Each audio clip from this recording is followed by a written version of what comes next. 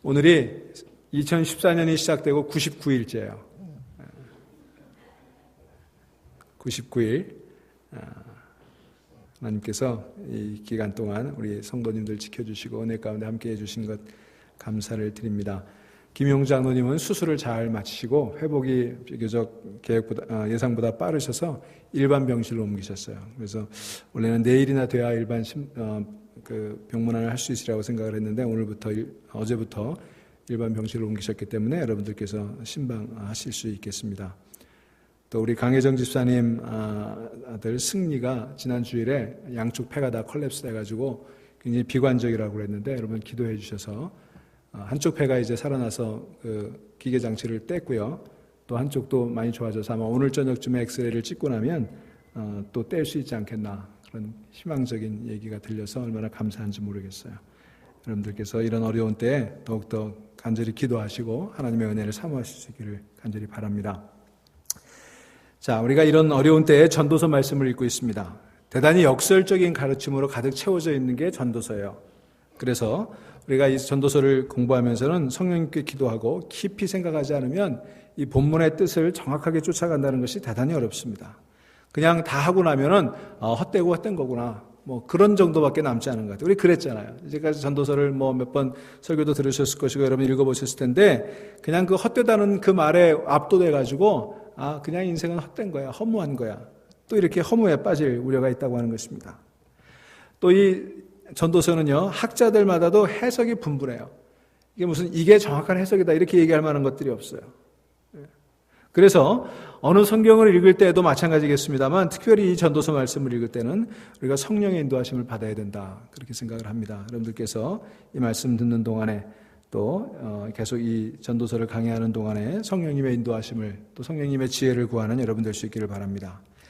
자, 1장 1절에 보시면 제가 지난주에 전도서 전체적인 개요를 설명을 드렸는데 1장 1절에 보시면 이 전도서의 저자가 자신을 뭐라고 소개하죠? 다윗의 아들 예루살렘 왕 전도자. 이렇게 세 가지로 자기를 아이덴티파이하고 있어요. 자기의 정체성을 세 가지로 얘기합니다.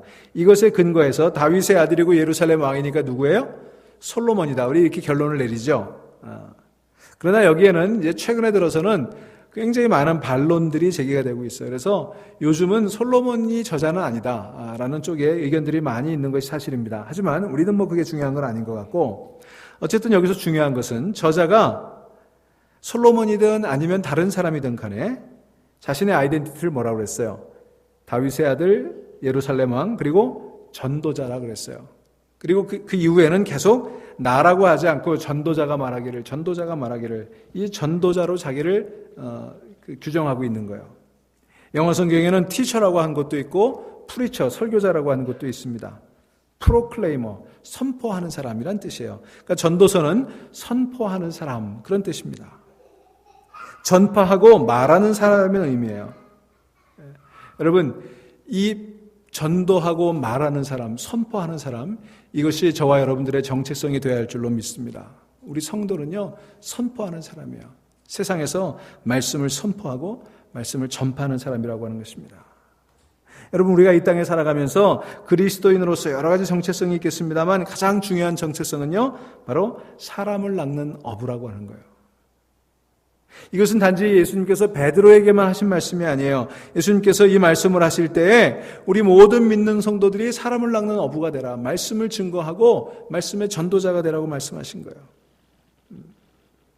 여기 본문에 보면, 성경에 보면 예수님께서 너희가 그랬거든요. 너희가 사람 낚는 어부다. 복수를 얘기하고 있어요. 휘메이스라는 단어를 쓰고 있는데 이것은 베드로뿐만이 아니라 우리 모든 사람을 지칭하는 거예요. 여러분, 이것이 예수님의 지상 명령인 줄로 믿으시기를 바랍니다.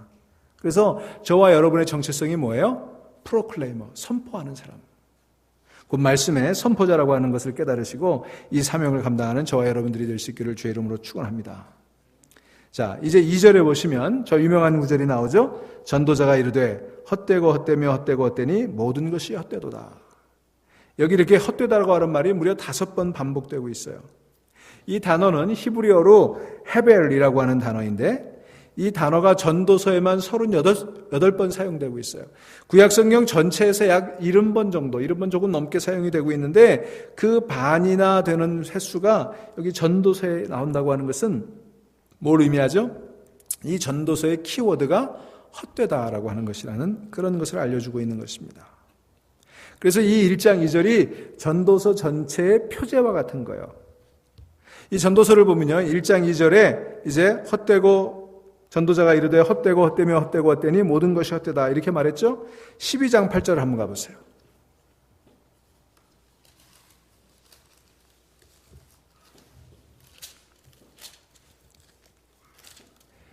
12장 8절에도 전도자가 이르되 헛되고 헛되도다 모든 것이 헛되도다 이렇게 얘기하고 있어요. 여러분 학교 다닐 때 그 국어 시간에 수미상관식이란 뭐 그런 표현 기억나세요? 수미상관식 기억나세요?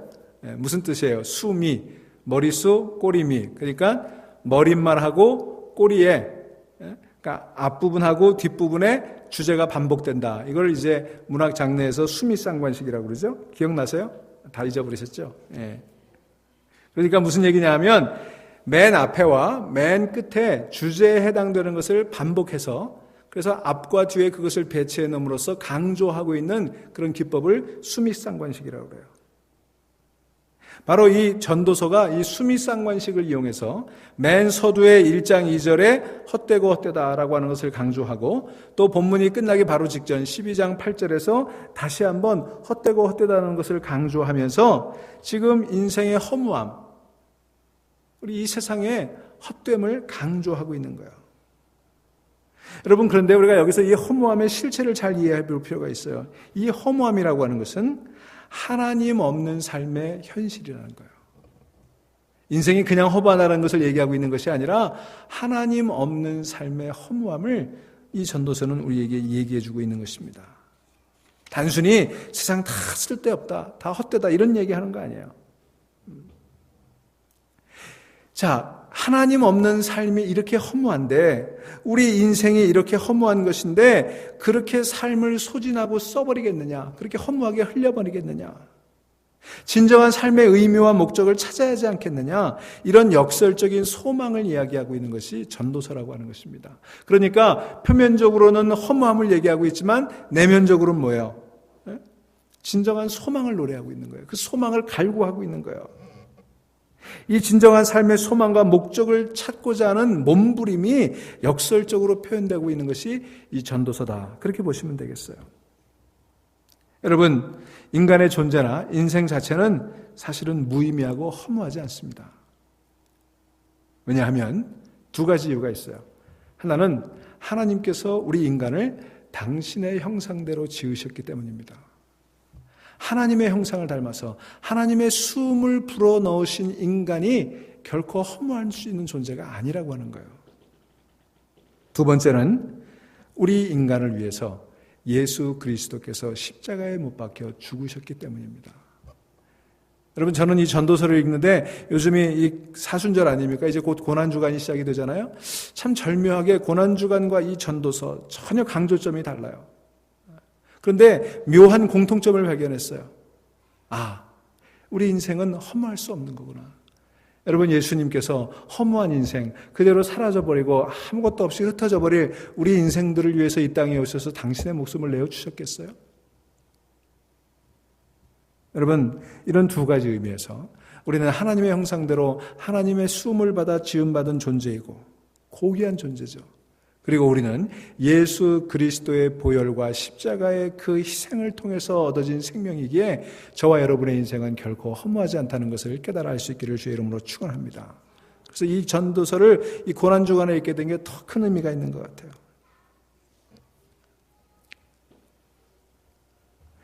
다만 이 전도서가 얘기하고 있는 것은 인생은 허무하다고 얘기하고 있는 것은 하나님을 떠난 인생은 인생의 허무의 벽 앞에 무릎을 꿇을 수밖에 없다. 이걸 얘기하고 있는 거예요.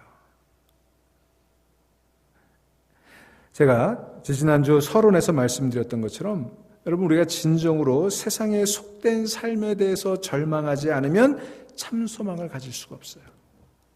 여러분 우리는 세상에 속된 그 삶에 절망해야 돼요. 그래야 하나님 안에서 참된 소망을 발견할 수 있어요. 근데 우리는 어떻습니까? 세상의 헛된 삶에 우리의 소망을 걸고 있잖아요. 그러니까 인생이 허무해질 수밖에 없는 거예요. 그런 의미에서 보면 우리는 세상 것에 대해서는 어쩌면 철저하게 절망해야 되는 과정이 필요하다고 할 수 있습니다. 여러분이 살아가시면서, 특별히 이민 생활하시면서 세상에 절망하고 세상이 허망하다는 것을 깨달으셨다면 그것은 참 생산적인 과정인 거예요. 그래야지만 참된 소망이 뭔지를 알게 될 것이고, 우리가 세상의 것에서 진정한 애통함이 있을 때 참된 기쁨, 이너조이라고 그러죠. 내 안에서 우러나는 그 하늘의 기쁨을 맛보고 또 그것을 소원하게 될 줄로 믿습니다. 세상에 절망할 때 우리는 하나님을 소망하게 되는 거예요. 자, 2절에 보면 전도자는 모든 것이 헛되다 그랬죠? 근데 왜 헛되다고 그랬습니까? 1장 3절 이하에 보세요. 해 아래에서 그랬죠. Under the sun. 이 해 아래에서라고 하는 표현은 전도서에만 특징적으로 나타나는 표현이에요.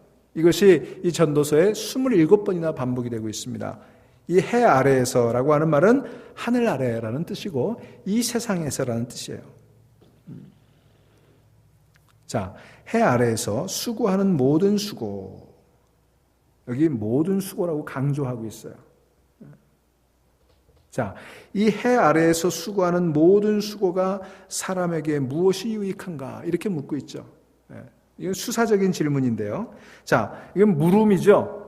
유익한가라고 이 의문문으로 썼어요. 그런데 사실은 질문이 아니에요. 그죠? 강조하는 거예요. 무슨 얘기입니까? 모든 수고가 유익하지 않다. 유익이 없다는 것을 강조하기 위해서 지금 수사학적으로 질문을 하고 있는 거예요. 여러분, 저는요, 우리에게 이런 질문이 필요하다고 생각을 합니다. 우리는 이 질문이 없이 너무 그냥 앞만 보고 달려가기만 하는 거예요. 여러분, 우리는 질문 없이 믿는 것이 믿음이라고 생각하지만 그렇지 않아요. 참된 믿음은요, 질문이 필요한 거예요. 우리 인생에서도요, 자꾸 질문을 해야 돼요. 근데 우리는 질문하지 않고 막 달려가죠. 내가 지금 달려가는 이 길이 옳은 길인가? 내가 지금 목숨을 걸고 있는 이 일이 정말 목숨을 걸 만한 일인가? 내가 밤잠을 자지 못하고 매달려 있는 일이 정말 내 밤잠을 희생해 가면서 해야 될 만한 그런 일인가? 여러분, 이걸 물어야 된다는 거예요. 이런 질문이 있어요. 여러분, 우리가 이 질문 없이 달려가기는 하기 때문에 자꾸 낭패를 당하는 것입니다. 이것이 나에게 무슨 유익이 있는가? 여러분, 이것을 계속해서 깊이 생각할 수 있는 여러분 되시기를 바랍니다. 정말 우리가 인생에서 중요하다고 여기고 붙들고 있는 것들, 그것이 정말 유익한가? 여러분, 여러분들의 삶은 무엇을 쫓고 있고 무엇을 붙들고 있는 삶입니까? 그리고 그렇게 쫓고 붙들고 있는 그것들은 정말 유익한 겁니까? 여러분, 저 유명한 알베르 까뮈의 시지프의 신화라고 하는 그 책을 보면, 까뮈는 그 책의 마지막 장에서 그리스 신화에 나오는 그 시지프의 이야기를 통해서 이 부조리한 영웅의 끊임없는 투쟁을 그려내고 있어요. 시지프는 신의 노여움을 사서 크고 무거운 돌을 산 정상으로 올려야 되는 그런 형벌을 받게 되죠. 신들이 생각할 때 끝이 보이지 않는 무용한 노동만큼 가혹한 형벌이 없다고 여겨서 그에게 그런 형벌을 준 거예요. 고통스러운 과정을 거쳐서 바위를 산 정상으로 겨우 끌어올리면 바위는 다시 굴러 떨어지고, 또 바위를 정상에 올리면 또 떨어지고, 이 다시 바위를 산으로 옮겨가는 그 시지프의 모습 속에서 오늘날 우리들의 삶에 비애 같은 것들이 보여진다고 하는 것입니다.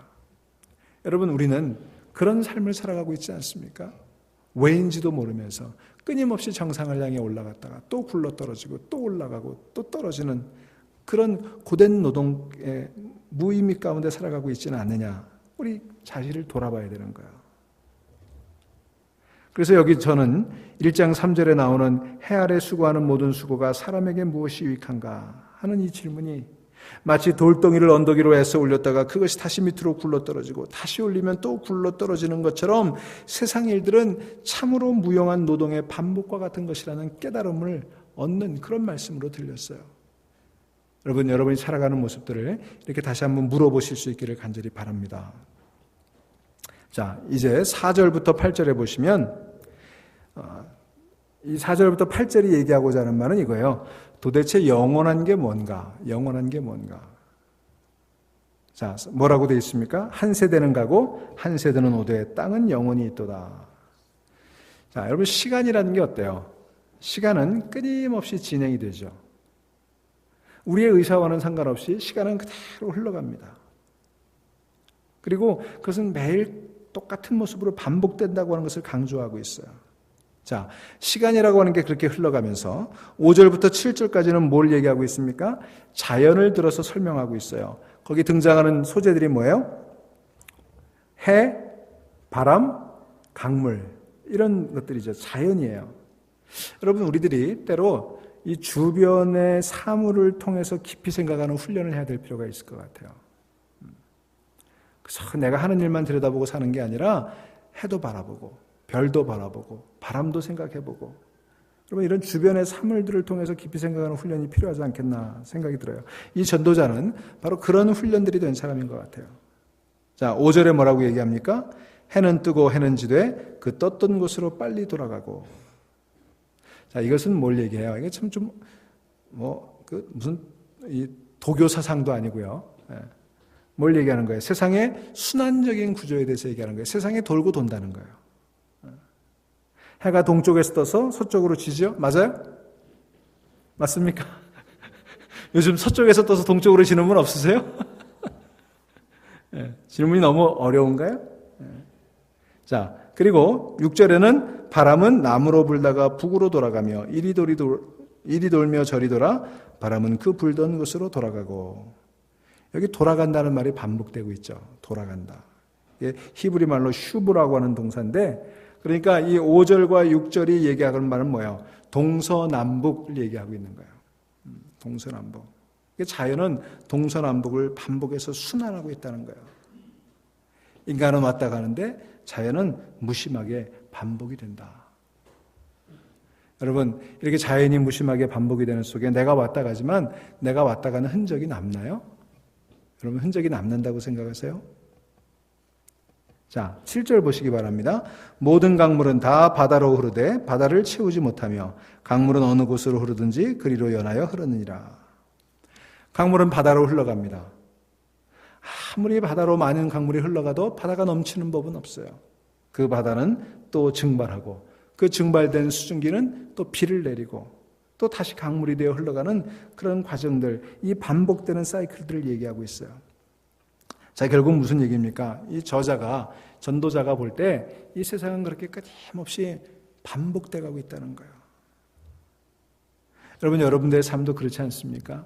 아침에 일어나면 아침밥 해 먹고, 돌아서면 점심 뭐 해야 되나, 설거지하고 나면 또 저녁거리, 저녁 먹고 나면, 여러분 이런 삶이 계속 반복되면서 때로 숨이 막힐 것 같지 않으세요?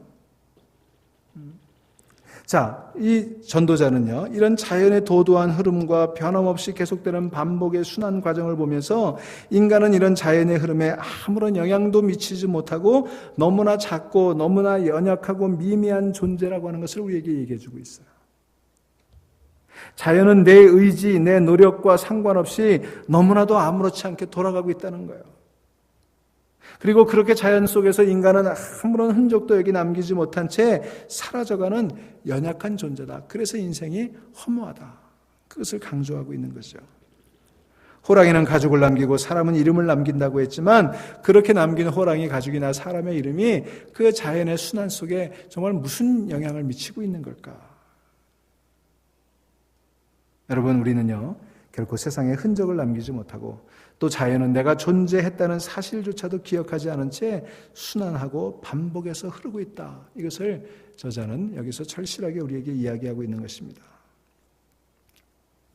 자, 그래서 전도자가 강조하고 있는 말은 이 자연 속에서 인간의 덧없음과 미약함을 강조하고 있는 거예요.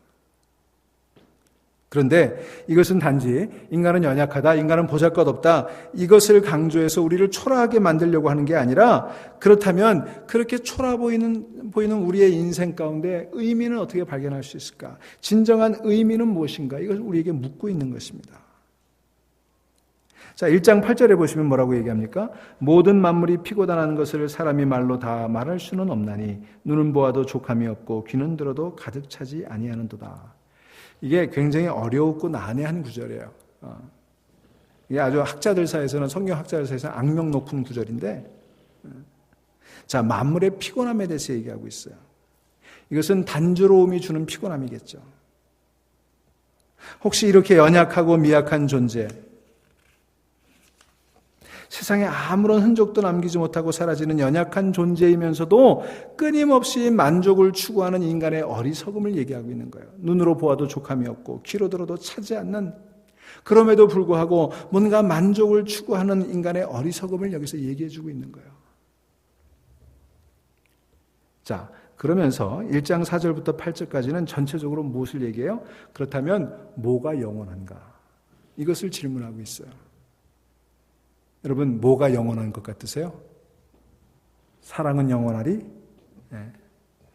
여러분, 무엇이 진정으로 영원한가? 여러분, 이 물음을 한번 물어보세요. 여러분이 오늘 하루 동안 하신 일 가운데 여러분은 무엇이 영원한가를 생각해 보시면서 여러분들이 하신 일들을 해보셨습니까? 우리가 깊이 생각해 봐야 되는 거예요. 우리는 일상생활 속에서 정말 영원이라고 하는 것을 의식하며 살아가고 있습니까? 한번 물어보십니까? 오늘 본문에서 전도자는 두 가지 질문을 하고 있어요. 무엇이 영원한가? 무엇이 새로운가? 무엇이 영원한가? 무엇이 새로운가? 여러분 9절부터 11절까지 보시면 이제 여기서는 이렇게 얘기합니다. 이미 있었던 것이 후에 다시 있겠고 이미 한 일을 후에 다시 할지라 해 아래는 새 것이 없나니. 이것은 무엇이 새로운가를 얘기하고 있어요. 4절부터 8절까지는 무엇이 영원한가를 얘기하고 있고 9절부터 11절까지는 무엇이 새로운가. 여러분 사실은 우리는 영원한 것과 새로운 것에 대한 관심이 늘 있죠. 그 질문을 하고 있는 거예요. 자, 그러면서 뭐라고 그럽니까? 새 것이 없다는 거예요. 새 것이 없다. 근데 여러분 정말 새 것이 없을까요? 그럼 무엇이 새 것일까요? 마가복음 2장에 보면 예수님께서 제자들을 가르치셨습니다. 무리들을 가르치셨습니다. 그리고 기적을 행하셨습니다. 그랬더니 사람들이 뭐라고 그래요? 권세 있는 새 가르침이다 그랬어요. 무엇이 새로운가? 여러분 우리가 이것을 생각할 때 예수 그리스도를 생각하게 되는 거예요. 예수님이 새로운 분이시고 예수님의 가르침이 새로운 가르침이라고 하는 것입니다. 자, 여기 9절부터 11절까지를 보면 여러분들 중에 이렇게 반문하실 분이 있을지 모르겠어요. 아니 목사님 무슨 말씀이세요? 세상에 새 것이 얼마나 많은데요. 요즘 같은 세상에요. 새 것이 얼마나 많습니까? 여러분 요즘 한국말에 신상이란 말 아세요? 신상? 요즘 하도 말이 새로운 말들이 많이 나오니까 공부를 해야 돼요. 한국말을 들으려면. 신상이 뭐예요? 아시는 분? 예, 신상품의 준말이에요. 신상. 예. 신상녀 뭐예요? 새로 나온 물건만 사는 여자. 신상녀. 예. 뭐 영어에 early adopter라고 그러죠. 전자제품도요 자꾸 새로 나오니까 이거 새로 나오면은 새 거 안 사면 못 견디는 사람이 있어요. 그죠? 전화기도 나오자마자 사야 되고 컴퓨터도 나오자마자 사야 되고 하여튼 뭐든지 새로 나오면 사야 되는 사람이 early adopter들. 여러분 사실은 지금 새 것이 넘치는 세상이잖아요. 여러분 우리가 물건들이 낡아서 버리는 게 뭐가 있습니까? 요즘은 낡아서 버리는 거 없어요. 그죠? 새 것이 나왔기 때문에 버리는 거예요. 얼마나 제품 수명이 빠릅니까? 제품 멀쩡한데 새 것이 나와서 다 들고 다니니까 나도 그걸로 바꿔야 되는 거예요. 그런데 여기서는 새 것이 없다고 말하고 있어요. 그게 무슨 의미일까요? 여러분 이 전도자가 이 전도서를 썼을 때는 그랬는지 모르지만 지금은 아니잖아요. 지금은 세계 얼마나 많습니까? 제가 동네 거라지 세일 같은 데 이렇게 가만히 받아보면요. 이 옷이 이 상표도 안 띄고 그대로 나와 있는 옷들이 있어요. 왜 그런 줄 아세요? 세일 때 싸다고 샀다가 보니까 맞지도 않거든요. 그러니까 안 입고 그대로 걸어놨다가 거라지 세일에 그대로 내놔요. 제가 아는 목사님 한 분이 그 부인이 이제 미국 목사님인데 여자 목사님인데 그분도 이제 굉장히 바쁘니까 이 쇼핑을 가면은 입어보지를 않고 그냥 다 골라온답니다. 그래서 왜 이렇게 많이 사왔냐 그러면 이제 시간 날 때 입어보고 반품한다고. 미국은 반품이 자유롭잖아요. 저는 아직도 이게 반품하러 가려면 욕 먹을 것 같고 한국에서는 반품하러 가면 뭐 아무튼 싸워야 겨우 뭐 바꿔줄까 말까 하잖아요. 아직도 반품하려면은 좀 미안한 마음이 있고 그런데 미국 사람들은 안 그런 것 같아요. 이 사모님은 옷을 잔뜩 사가지고 반품한다고 걸어놓다가는 그리고 바빠서 뭐 지나가다 보면 그냥 걸려 있는 거예요. 그럼 거라지셀에 내놓고 그런다는 거예요. 여러분, 새 것이 얼마나 많습니까? 그런데 여기서 새 것이 없다라고 하는 말의 의미가 뭘까? 이것은 겉으로 드러나는 형식적인 것들, 피상적인 것들로는 새 것이 있을런지 모르지만 그것을 추구하는 인간의 본성은 새 것이 아니라는 거예요. 그 마음, 그 생각, 새롭지 않다는 것입니다. 여러분, 우리가 세상에 새롭다는 것이 얼마나 금방 낡아집니까? 세상에 이런 것들을 추구하는 그 본질은 새 것이 없다는 거예요. 여러분, 우리가 무엇을 추구하며 살아갑니까? 현대인들이 추구하며 살아가는 것들, 어떤 저명한 학자가 이런 글을 쓴 적이 있어요. 현대인들은 세 가지 영어로의 P로 시작되는 것을 추구한다는 거예요. 공감이 되는 말이었어요. 첫째는 플레저. 재미를 추구한다는 거예요. 재미. 쾌락을 추구하는 것입니다. 여러분, 요즘은요, 뭐든지 재미가 있어야 돼요. fun. 사람도요, he's fun, he's funny. 재밌어야 되는 거예요. 재밌는 사람이 인기가 있어요. 저도 옛날에 꽤 재밌는 사람이었는데 점점 재미없는 사람이 돼가고 있어요. 목사가 되니까 재미가 없어지더라고요. 여러분, 요즘은 아이들을 가르쳐도 재미있어야 되고요.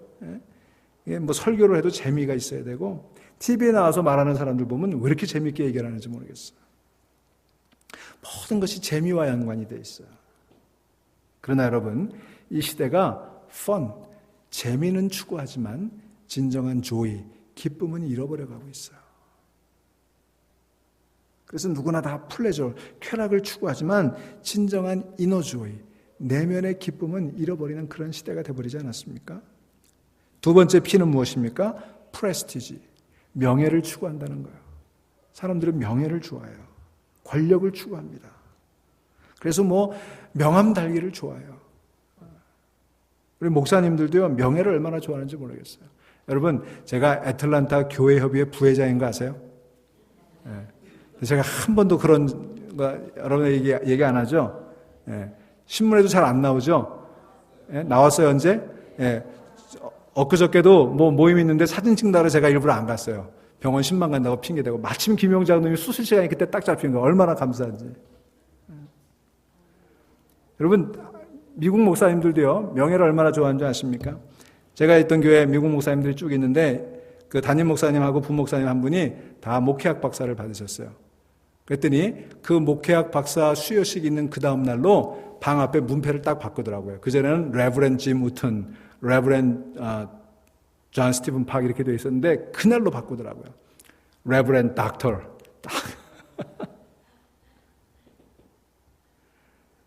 실제로 제가 본 명함 가운데 이런 분이 있었어요. 미국 분인데 자기 명함에 자기 직함 무슨 PhD 쫙 해놓고 맨 마지막에 humble servant 그렇게 써놨더라고요. 겸손한 종. 그래서 내가 보면서 야, 이 사람 겸손하지 않은 사람 같은데 겸손한 종인 것까지도 자기 타이틀이에요. 우리 그런 시대예요. 그죠? 그래서 한국에서는 다 사장님이라고 불러줘야 되고 다 사모님이라고 불러야 되고 길거리 가는 사람들 뒤에서 사장님 그럼 다 쳐다보잖아요. 다 자기가 사장님이에요. 자, 세 번째 우리는 플랜티, 물질을 추구합니다. 풍요를 추구합니다. 프로스퍼리티라고 해도 되고 또 프로퍼티라고 해도 되고 포제션이라고 해도 되고 우리는 뭔가를 갖기를 원해요. 소유를 원해요. 뭔가 꽉꽉 채워야만이 자기가 드러날 것 같고 그 속에 의미가 있을 것 같은 그런 삶을 살아가고 있습니다. 자, 이 3P, pleasure, prestige, plenty, 쾌락을 추구하고 명예를 추구하고 그리고 물질과 풍요를 추구하는 이 시대, 이것은 과거나 지금이나 새롭지 않다는 거예요. 우리들의 생각, 우리들의 탐욕, 우리들의 어리석음은 전혀 새롭지 않다는 거예요. 아무리 세상이 새로운 물건으로 가득 태워져도 그 새로운 물건을 만들고 그것을 둘러싸고 싸우고 탐욕을 부리는 인간의 생각은 새롭지 않다는 것입니다. 인간의 죄된 본성, 끊임없이 경쟁하면서 더 좋은 것을 얻으려고 하고 더 많이 가지려고 하고 더 올라서려고 하고 더 많은 쾌락을 추구하는 이 본성들은 전혀 다르지 않고 계속적으로 반복되고 있다는 거예요. 여러분 11절 보시기 바랍니다. 이전 세대들이 기억됨이 없으니 장래 세대도 그 후 세대들과 함께 기억됨이 없으리라. 여러분 무서운 얘기예요. 우리 잘 새겨들어야 돼요. 여러분 한번 생각해 보세요. 우리 후손들이 몇 대까지 우리를 기억해 준다고 생각하세요? 과거에 우리가 한국에 살 때는 그래도 유교적인 사회고 또 시족 사회고 하니까 뭐 3대, 4대 뭐 다 제사도 드리고 뭐 성묘도 하고 그랬죠.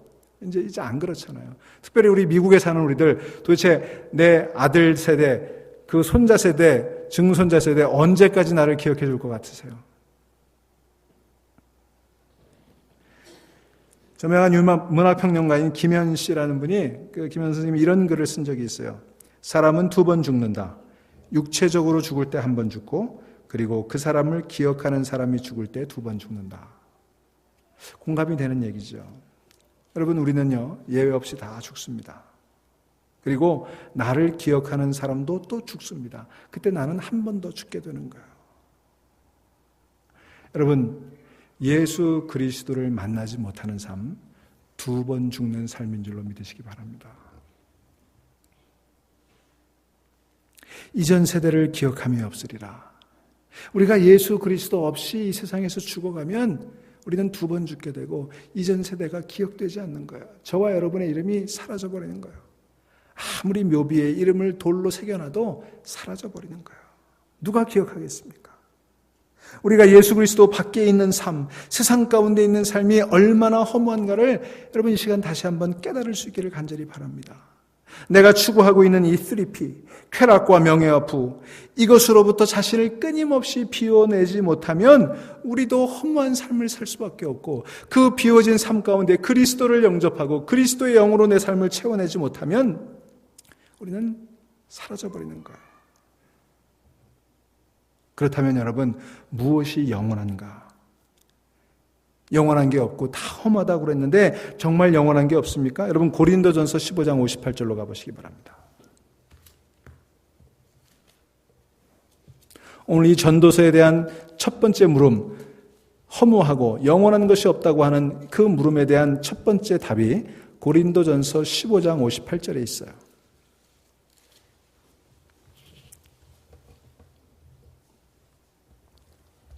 우리 한 목소리로 읽습니다. 그러므로 내 사랑하는 형제들아, 견실하며 흔들리지 말고 항상 주의 일에 더욱 힘쓰는 자리 되라.